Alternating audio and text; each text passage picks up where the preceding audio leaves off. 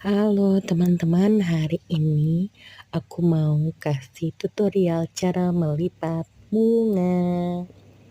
Pertama, aku ambil dulu kertas origami warna pink, terus aku lipat segitiga, kemudian aku lipat ke bagian kanan dan juga bagian kiri seperti ini. Terus kalau sudah lanjut, kita ambil origami warna hijau untuk batangnya. Lipat segitiga ke kanan seperti ini. Setelah itu kita buka kembali. Kemudian kita lipat segitiga kembali bagian sisi kanan dan juga sisi kiri. Seperti ini.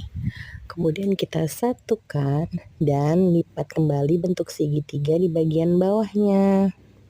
Kemudian satukan bunga yang tadi dengan batangnya. Selesai.